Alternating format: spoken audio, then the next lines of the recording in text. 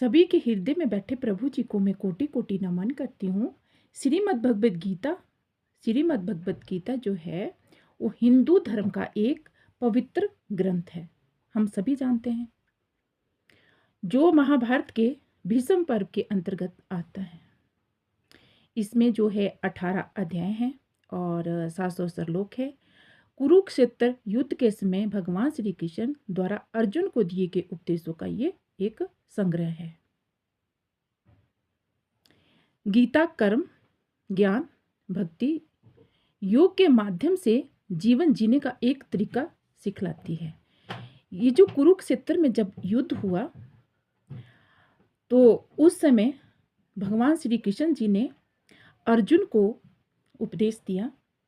ये सिर्फ अर्जुन के लिए ही नहीं बल्कि हर एक इंसान के लिए इस तरह का एक संदेश है जिससे जीने की कला भी आती है। और बहुत सारे जब हम लोगों पे कोई मुसीबत आती है और अगर हम गीता को पढ़ें तो इससे हमें बहुत ज्ञान भी मिलता है और जीवन से कैसे लड़ना है और किस तरह से हमने अंधेरों को पार करना है, इस तरह का एक भगवान जी ने जीने की कला बताई है। लेकिन पढ़ना तो हमने ही है। अगर जब श्रीमद् भगवत गीता को हम पढ़ते हैं तो फिर इससे हमें बहुत सारा ज्ञान भी मिलता है और जीने का आनंद भी आता है। तो जैसे कि गीता का जो सार है, इसका जो महत्व है वो है दार्शनिक ज्ञान, गीता आत्मज्ञान और आत्मा के अमरता जैसे गुण दार्शनिक विषयों पर भी ये प्रकाश डालती है। कर्मयोग, यह निष्काम भाव से कर्म करने, कर्म फल की आसक्ति से मुक्त होने का उपदेश देती है।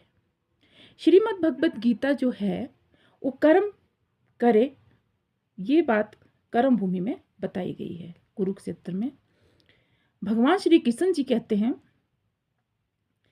कि हमें कर्म करना चाहिए, फल की इच्छा हमें नहीं करनी चाहिए। जैसा कर्म यानी कि हम अच्छा कर्म कर रहे हैं तो निश्चय ही उसका फल अच्छा ही होगा। अब ये जानने के लिए कि प्रभु इसके बदले क्या करेंगे, नहीं, हमें अपने अच्छे कर्म करते रहना है और अच्छे कर्म का परिणाम अच्छा ही होगा और बुरे कर्म का परिणाम बुरा ही होगा। इसलिए भगवान श्री कृष्ण जी ने हम सबको ये संदेश दिया।